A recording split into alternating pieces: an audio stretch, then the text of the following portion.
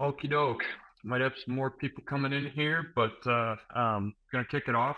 Um, I think we'll do a quick round of introductions so everybody joining can get an idea of who's here on the panel. Also let you know that Q&A is set up, so if you guys have questions and things like that, please feel free to pass them along. My name is Nicholas Anastasi, the Director of Technical Operations here at Sprocket Security. Been with Sprocket for a little over 6 years. I do a lot of penetration testing and working on random little projects located in Madison, Wisconsin. And yeah, excited to be here. I will kick it over to JP. Yep. Everybody, my name's JP. I'm a senior tester here at Sprocket. Been here for roughly 4.5 years. I primarily like doing internal testing, messing around with Active Directory, and cracking passwords. It's mostly the joy that I get out of this job. So this will be my third DEF CON, and I'm super pumped for 90-degree heat again this year. So kick it over to Nick.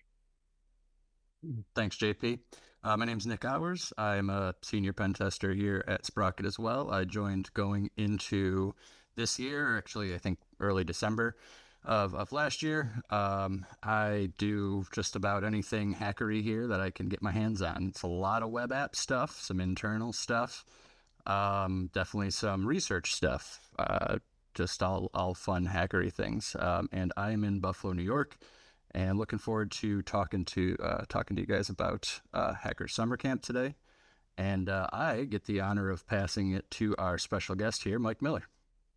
Hey, thanks. Thank you, Sprocket Security, for having me. I really appreciate that. My name is Mike Miller, coming in from Springfield, Missouri. So I'm going to show my age here, but I've been in IT back when we had to dial into the internet and buy 2 phone lines so that people can make phone calls. But I've worked in defensive security, offensive security. I was a PCI QSA for a couple of years, and I founded a firm back in the day about 10, 12 years ago. I was acquired by a company called Appalachian Technologies, who I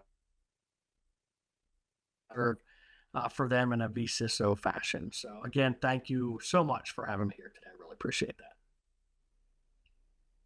Awesome. So I think the goal of today is to run pretty loose, but we just kind of want to talk about DEF CON, maybe a little bit of Black Hat, things like that, experiences, and also the talks we're excited for. I think there's quite a few this year that stand out, and we've got them noted. But I think before we do that, JP, since we were there last year, and I know Nick, you've gone, we should talk about villages and things like that, and arriving in Vegas and what DEF CON has to offer outside of talks. I know we were involved as a street team on the password cracking village last year. JP, you want to talk about that and maybe how the villages work a little bit? Yeah, sure. So last year and this year, DEF CON's going to be at the Vegas Convention Center, the west one, I think. I don't remember. It's the one close to Fontainebleau. But now that it's all in one big place instead of several random hotels, it's like this really big convention center, and all of they're called villages, or like little focus areas, are kind of spread throughout the building. The nice thing is you get to stay in the AC the whole time, but it's also a very chaotic, heavy crowded place. But every village has a kind of focus. So you mentioned the password cracking village, or just password village in general. There's car hacking, social engineering, red team villages. Each of these villages kind of have little focus areas where you show up and someone will teach you what their village is all about. You can do hands-on demos. So for like the password village, they have little GPU rigs stood up and you can kind of mess around cracking passwords. They'll teach you different techniques. It's honestly probably my favorite village at DEF CON. And they also have competitions. So each one has like their own little CTF, or capture the flag, event. This year, the traditional password cracking competition's unfortunately not happening, but they got a replacement with something called Jabbercracky, which is a super cool online platform that also does password cracking competitions. But yeah, so last year, Nicholas and I and the rest of the team were kind of just on our laptops, running around the convention center, trying to crack passwords, all using hotspots so that we're not on the actual DEF CON Wi-Fi. But it was super fun. Obviously, the best teams are teams who like dev with specific cracking tools. So like there was Team Hashcat, and the John users, which was super fun to see. Yeah, it was honestly super cool. I don't know if I'm going to participate in more competitions this year. That's kind of one of the tips that kind of gets brought up. There's too much to do at DEF CON. So you kind of have to like focus on either what you're interested in or what you want to learn more about. Because again, if you look at the schedule, there's probably like 10 amazing things and they all happen within like a 30-minute block of each other. So you're going to miss out, unfortunately. So you kind of have to plan your route, but also you could be spontaneous, just kind of walk around and figure out where you want to go. What was your favorite village last year, Nicholas? That's a hard question. Recon Village, because we presented at it.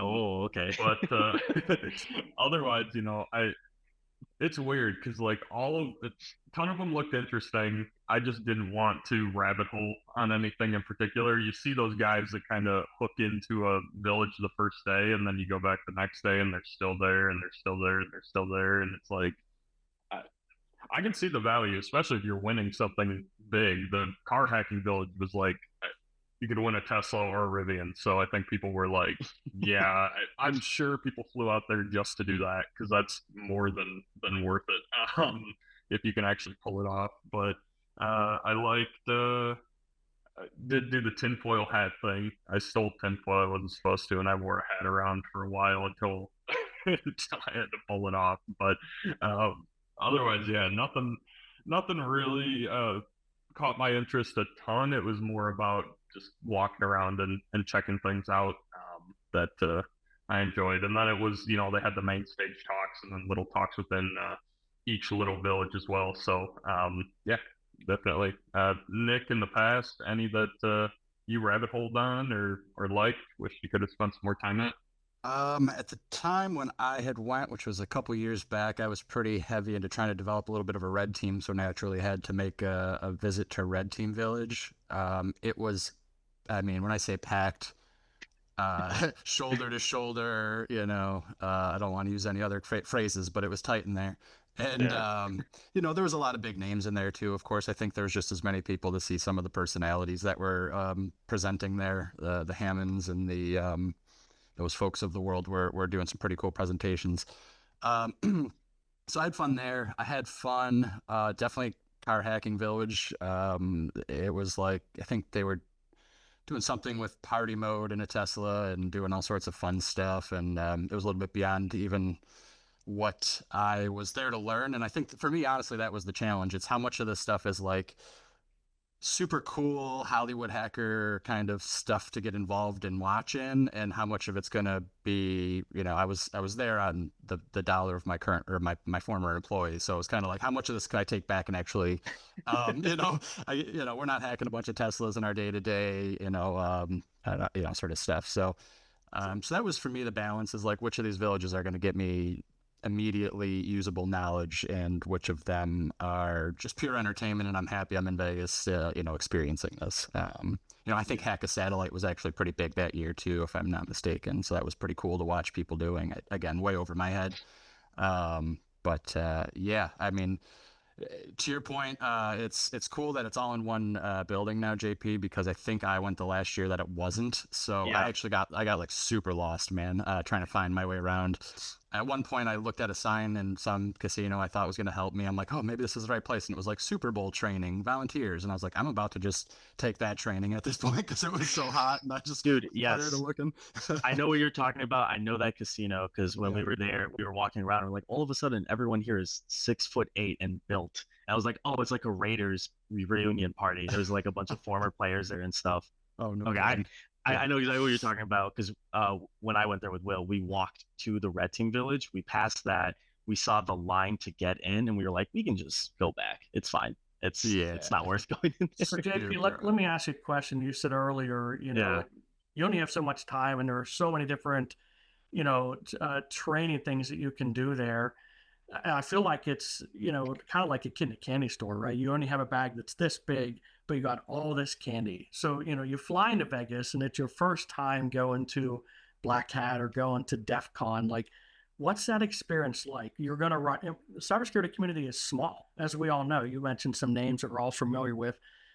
Tell us like what the odds are that you're going to see someone that you're going to network like crazy, like not the TCP/IP kind, but like the handshaking kind, right? So what's that like for someone who's never been there before to land and go through the heat and arrive at Black Hat? Honestly, it's a little overwhelming. The Black Hat conference itself is kind of bigger than DEF CON. I think probably not like bigger, but just in terms of like the crowds, just because of all the booths and vendors that are there, it's easy to get lost, and everyone's trying to talk to you and sell you something. So that can be overwhelming. And then transitioning from that straight into DEF CON, which is kind of like what I did my first time I was there. I went to Black Hat and then I went to DEF CON.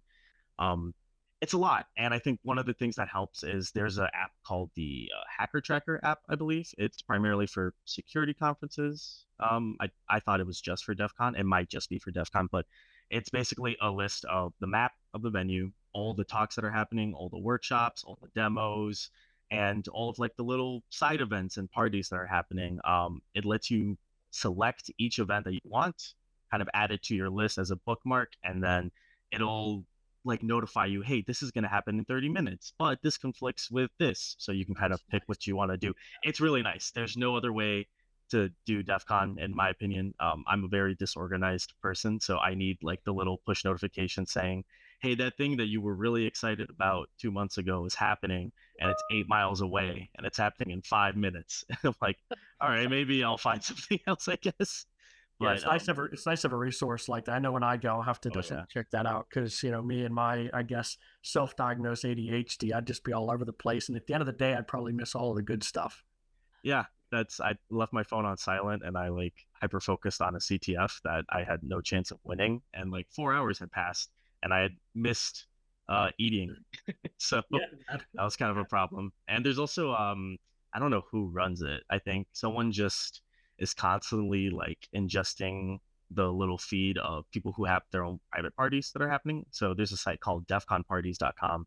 It has like every vendor's party, if they're supplying food or not, if you have to sign up, if you have to be invited, that kind of stuff. And so you can just import all of those into your Google Calendar, and you're like, oh, so and so is having like a cocktail hour at Mandalay Bay, and we have to sign up beforehand. Let's go do that, because that's also a really good way of networking and meeting people, and also kind of avoiding having to pay for food and drinks. So yeah, absolutely. Outside of that, I think JP hit the nail on the head there. I can't think of much else, but I mean, remember to eat and drink water, because they don't make it as very accessible in there either. So this year, I definitely plan to put some MREs. No, I'm joking. Food in the backpack, because we were, as a rite of passage, we stayed at Circus last year. Thanks to our CEO. Just because I know he did it in the past, but I think we ended up eating Krispy Kreme for like 4 days in a row for breakfast, and by the time I was done, I was like, I have zero energy left in me. So,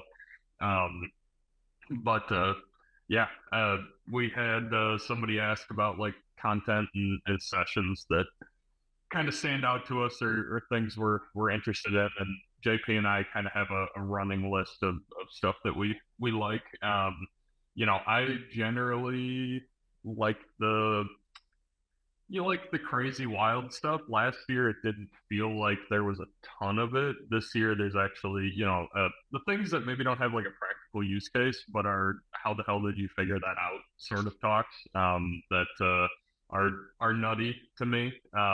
So there's a couple, and then there's also stuff that is presented by people we follow very closely on the internet. Dirk Jam has a talk at DEF CON this year. James Kettle from Port Swigger has one. So those rooms will be absolutely packed. So who knows if we'll be able to sit in on them. But I know I will try to go check those out for sure. So I don't know. JP, is there any in there from our list that you want to talk about at all?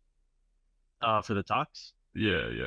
Yeah, there was one, again, like you said, it's not really relevant. There's a couple that are, and we should talk about, but one of them was the Bitcoin book. It's like so apparently in 2014, someone released something called the One Bitcoin book. It's a set of 20 challenges that each challenge reveals like a character for some secret key for inside the book. There is one Bitcoin. You just have to like unpack it all. And it was released in 2014. I tried finding information on it online. I found a Reddit post from the original guy, and then all the comments are like, "This is a scam," and then the mods banned him forever from like r/Bitcoin. But it seems like it was legit because it was solved in December of last year, and I couldn't find any information on it. So I really want to go to this talk just to know what that's all about, how they solved it. They had to write like a custom hashcat module, so I heard password cracking, so I got excited. So that's on the top of my list. I think the question here says, Mike, have you had anything you were super interested in? I know you don't get to go this year, unfortunately, Yes. and I think we had some issues with the website might being down. So I'm hoping you got to see some things before it went down. Yeah, absolutely. So for me, it's I'll just say like topics, right? I try to all the conferences I go to. Obviously, there's always general AI talks, and sometimes I feel a little bit worn out by those. So for me, it's those talks that get a little bit more specific. They're hands on, and you come out of it with people. You come out of it with knowledge that you don't get from any of the other talks, right? I like seeing someone walk through a live demo or what have you. So I try to stay away from the higher level workshops and typically try to sit in ones that are a little deeper. Like first of all, the Bitcoin book that you talked about, man, I'd be all over that. And even the port swinger one, going to sessions like that where you're literally learning about a specific tool or something like that for me is kind of what I aim to do. I guess I'm just a little worn out on just the general. I mean, you can't go to any conference without it just being general AI. So I'm ready to go a little bit deeper, I guess. Yeah. AP, did you go in the AI Village last year? Yeah, the little train Disney World Fully ride. funded by DOD and the feds to get you Yeah. excited about working for them. That village was insane. It was like a separate area compared to the rest of the conference. They had like stood up some interactive. It kind of looked like an amusement ride, if I'm being honest, but it was crazy, and I can't imagine what they're going to do with it this year, just with all the changes that have happened. Yeah, it's either or it's just not going to be there at all. I have a feeling it might just be a tiny village this time around because No way.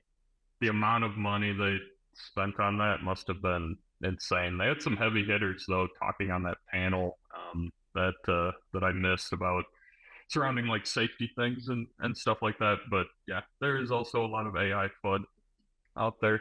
Definitely, just kind of depends on who's presenting and working on stuff.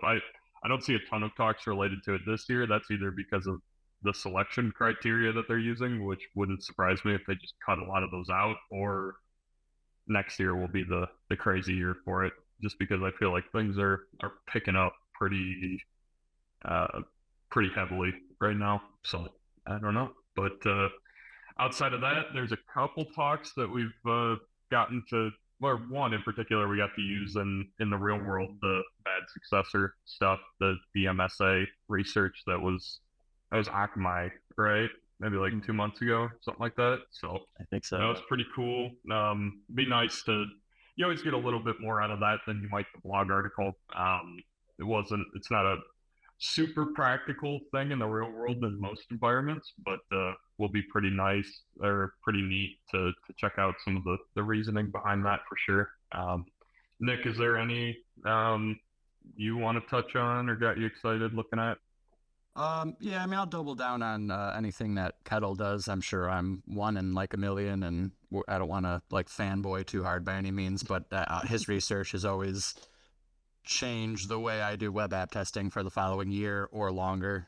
He usually has something that's not only different, it's applicable. You know what I mean? That it all started with HTTP request smuggling a few years ago. I was like trying to get into bug bounty hunting, and all the stuff that as a younger pen tester I had known how to do was the same things that a lot of other people knew how to do in the bug bounty world. So starting to find different things that weren't as obvious or weren't as easy, and HTTP request smuggling talk you did years ago was kind of the first thing that really got me thinking in terms of like outside of SQL injection, cross-site scripting, a lot of your typical injection attacks.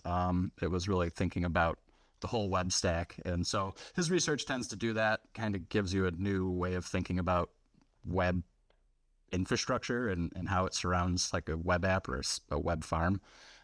So that one always, I think it's HTTP 1.1 must die, the desync endgame is that talk. So I'd be excited for that one. And then just a shout out realistically to a guy I used to work with, Ed. Actuator is his handle.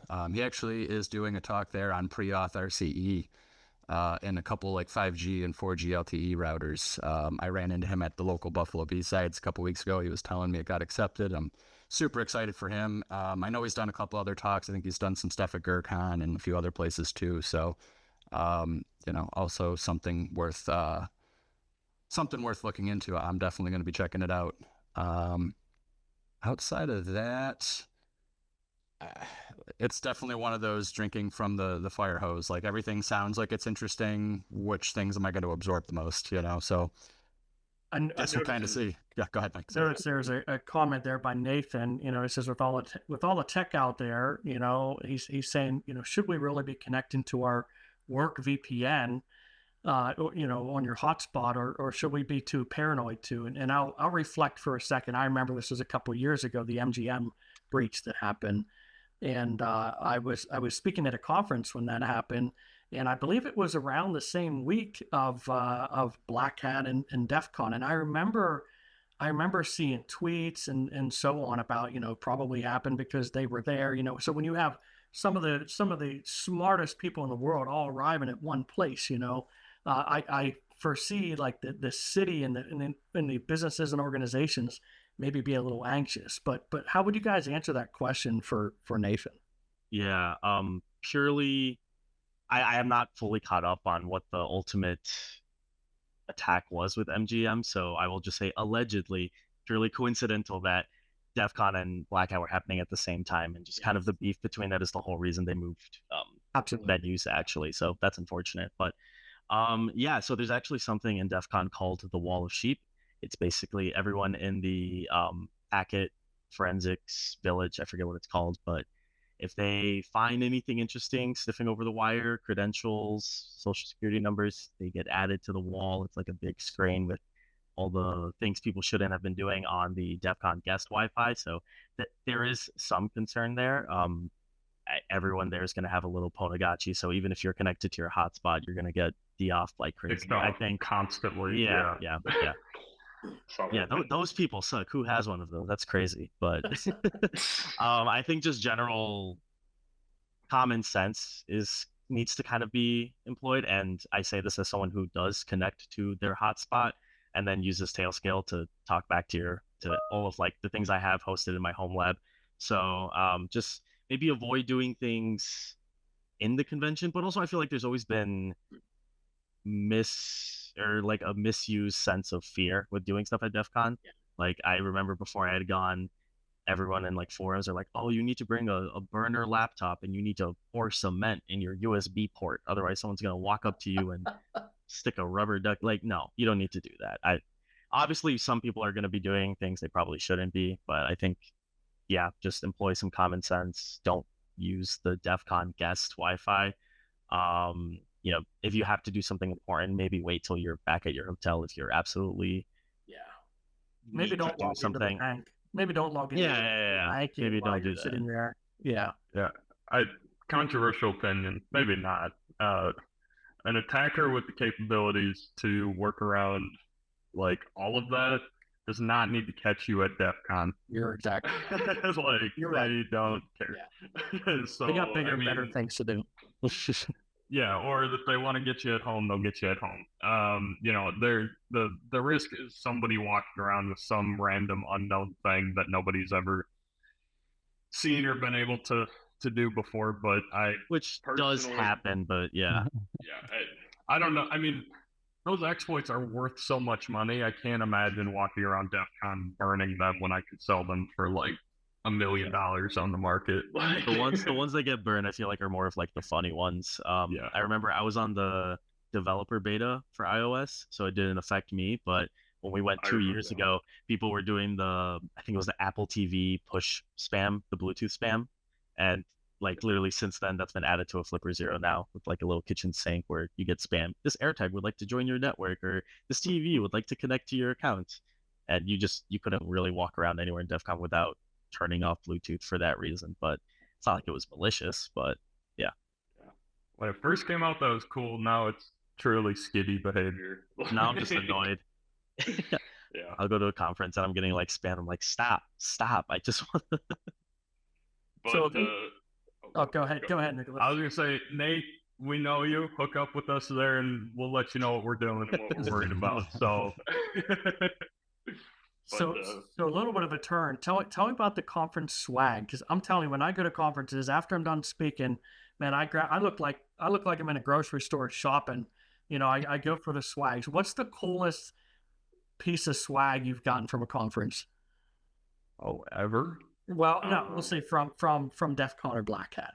Yeah. So Black Hat has it, since it's mostly vendors there as opposed to DEF CON. That's really where the swag is at. Yeah. If you can afford the ticket or perhaps dumpster dive for a badge in the trash, allegedly, that's where people are gonna give you their shirts like constantly. I think half of my closet is like random vendor shirts. I have like 3 Hack the Box t-shirts from there, so that's super nice. And DEF CON, there are some vendors there, but they're not like giving away anything. It's mostly like shops. So there's like a merchant area where I think some of the coolest things you can buy is like plugins and little accessories for Flipper Zeros, different like hardware-based attacks. I think I can't remember the name of the company, but like people that make split keyboards like this, I know I have the blur on my thing. They were there and they were kind of just like doing demos of their keyboards and like the custom peripherals they have. Yeah, so that's probably like the cooler thing, but that stuff you gotta have to pay for. And I have never bought something from the DEF CON store in the last 3 years from like the official store, just because that line is about as long as the Red Team Village one is. So that it was literally never going to happen. What I'll say about that line too, and it may have just been the year I went, but it's probably something good for people to hear in case it isn't just the year I went, is it was like cash only for a lot of like the t-shirts and stuff. Yeah. And I didn't know that until I'd been in line for like 35 minutes. And I did not have cash for the record. So I just like for that. Yeah, and it's like there was people kind of yelling it, but it's just, again, there's so much going on. You're looking here, you're looking there, everybody's talking, yelling, saying hi to people, and maybe I missed it. I don't want to say they didn't have a sign. Maybe they did, maybe they didn't, but I missed it. I think it's just a general rule. I'm pretty sure now that you mentioned it, I think the vendor area is also cash only, just to avoid payment processing. But sure, so maybe a good tip there if you're planning to buy some cool shirts, hoodies. That should probably be the number one tip too. I wouldn't have known that. I'm the guy that goes and buys a chocolate milk for $1 and swipes a card. Same, yeah. But I can totally understand not wanting your CDE to or your credit card data to transfers through that environment. I think they don't want to deal with that either, because if you want to buy a badge day of, you can only use cash too. Yeah. So I think the only time you can pay for things online is if you purchase your ticket in advance. Yeah. We haven't even talked about Hacker Jeopardy, which is awesome. And I've met a lot of people that have gone and then they've never gone to Hacker Jeopardy, which I think is crazy. But that was an experience. That was pretty fun. So it's all like hacker questions, but it's Jeopardy. Kind of in the name, right? Race car. Crazy. But that was super fun. Very, very wild, very loud, lots of yelling, but that is a good time as well. So I'm excited to go back for that this year. I believe we sponsor, which really basically means we get to sit up front. And since there's like what, JP, like 200-300 people in there, like that's pretty nice. I will gladly give away any Sprocket merch if it means we don't have to sit in that 400-person line just to sit all the way in the back. Gladly. And also they're just awesome. Probably my favorite part of DEF CON, so gladly sponsor anytime. I don't know if I have the bandwidth to do it this year, but there's a data duplication village where you show up, you hand them an 8 terabyte drive, and then you tell them what you want, and they'll fill it up. And there's like 5 options. So you can buy like, oh man, so there's just a bunch of like different rainbow tables for like MD5, SHA-1, NTLM. You can buy the entire VX Underground malware library. And I think it was new last year. It might be new this year, but they have NT hashes up to 9 characters, the full character space. But you need to bring an 8 terabyte drive just to get it duplicated onto yours. So that's kind of that's one of those things where I looked at the stats for it last year, and you have to give them the drive with like 24-hour notice, and then you come back in 24 hours, and they're like, all right, here's all of these NT hashes in a rainbow table setup. You just get like a big pot file, 8 terabyte pot file connect to the password cracker that'd be crazy, but I don't know if that's really entirely super useful. I know we can brute like up to 8 characters now, probably can't do 9, so maybe there's a use case there, but I'm not gonna I don't even know if I have a free 8 terabyte drive around here. So, but that does seem interesting. That might be a last minute decision. I'll just dump it maybe for the malware samples just for fun. Yeah. So Nathan's asking now, what's the most negative part of HackerCons? The heat. The heat, yeah. Yeah. The heat and lack of food, probably, I would say. Outside of that,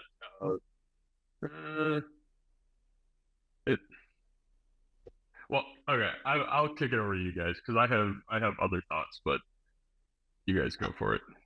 Yeah, for me again, I'd say the heat. A 90-degree day is hot where I'm from. 95 is a super hot. I mean that was like nighttime, like midnight at Vegas was like 95. So like the daytime 108, 110 degrees. Drink a lot of water. If you don't like bring a bottle, fill it up places where you see areas to fill it up, because otherwise you might find water bottles, but you'll pay like $4 for a bottle of water that you'll finish in 2.5 seconds because you're so thirsty.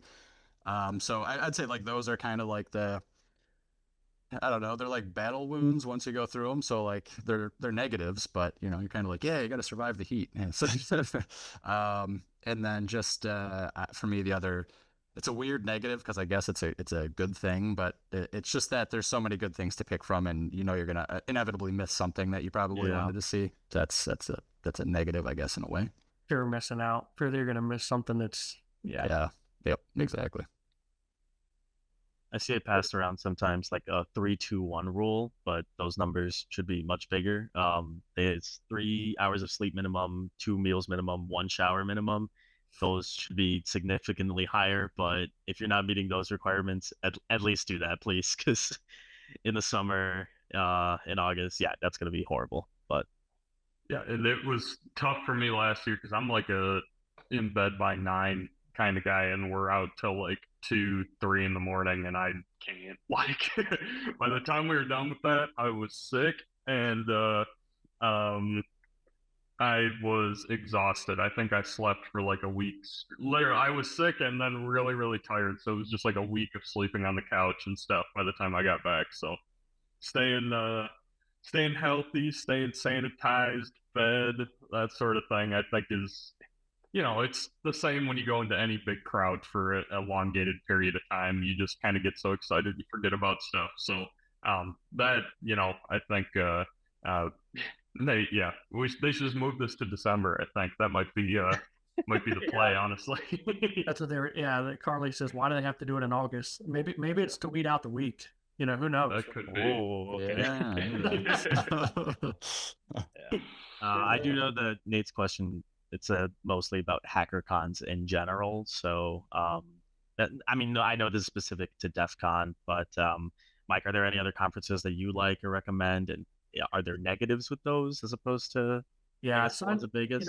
I go to a lot of the smaller ones. I do a lot of the B-sides conferences. I do Secure Worlds.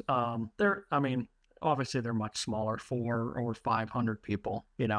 I go to for just a handshaking. This is a small community, and I always say the best thing you can do is surround yourself with people that are smarter than you, right? Which is not hard for me. So I go and I just, I go as much as I can. I speak some on some different topics. I just try to shake hands as much as I can. No, that's huge. I think Nicholas might agree with me. Like, we love DEF CON. It's super cool. But some of the most fun I've had at conferences are just like the local ones in our state, like meeting up with other local people, seeing them every year, catching up, that kind of stuff. And I feel like you get to spend more time with your peers as opposed to everyone texting in a group chat saying, I'm going to go to this talk. I'm going to go do Where this. are you? We're going to eat at Fountain Blue at 4:30 p.m. And if you're not there, you will literally not see that person for a year. So yeah, for real.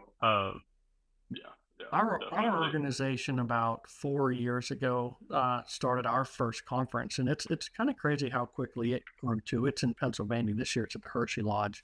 Oh, nice. If you like chocolate, it's the place to go. So, what's it called? But Appalachia Advanced, it's called.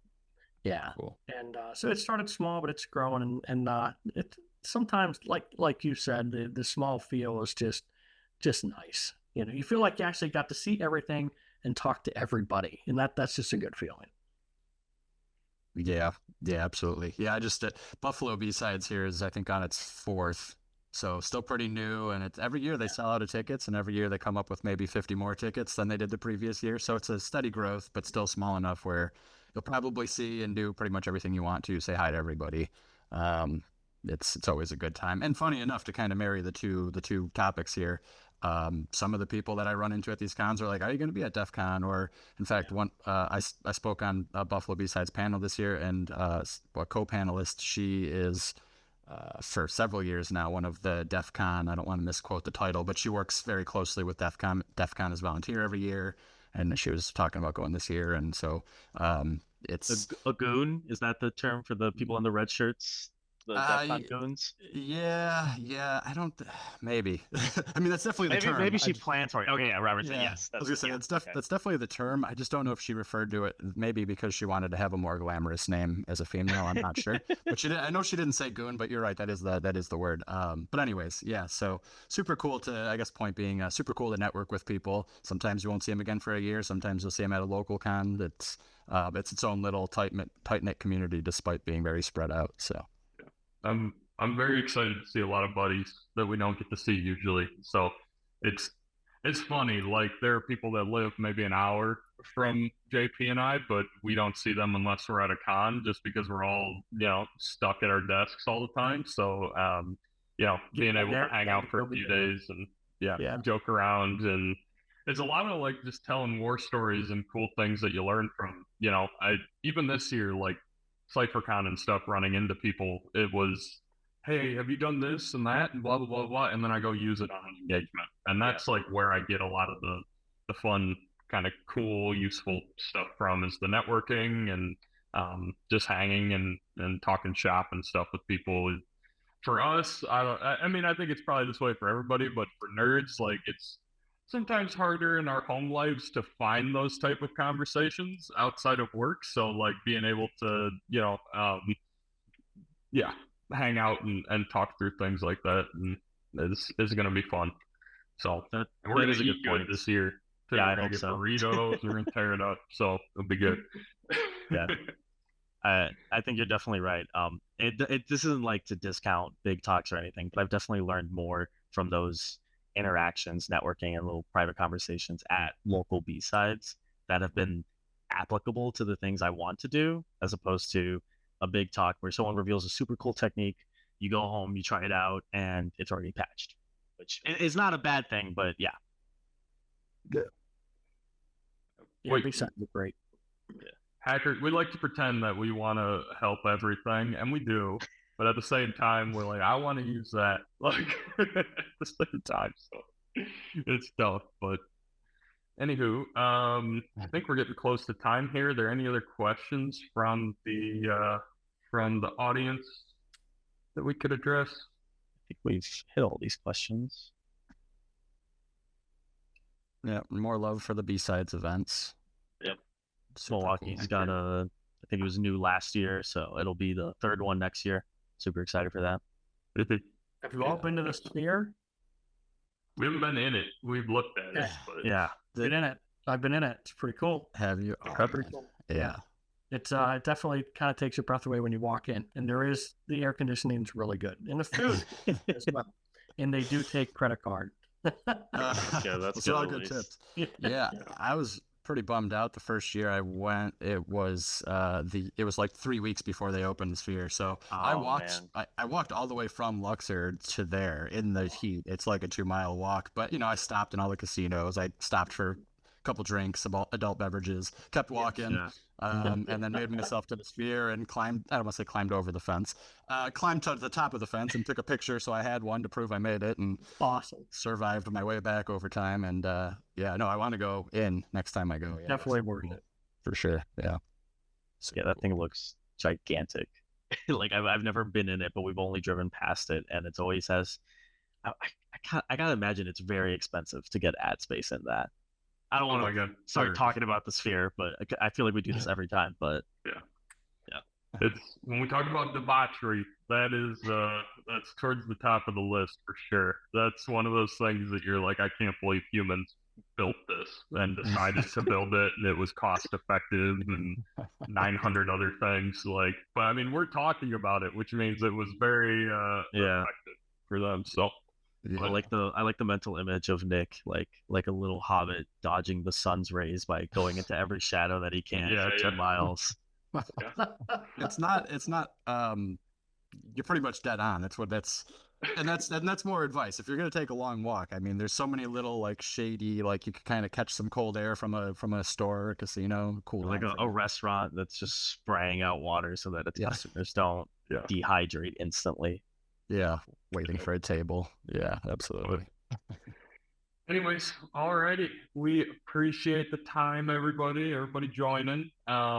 And yeah, any questions, interested in Sprocket Security Continuous Penetration Testing Services, please don't be afraid to reach out. Otherwise, believe JP, Nick and I, and well as Mike, we're on LinkedIn. I'm still on Twitter. I don't check notifications on either, but I will look after this. If you guys have questions, thoughts, people going to DEFCON, you guys want to meet up or anything, please don't be afraid to hit us up. So thank you all, and hope everybody has a good weekend here.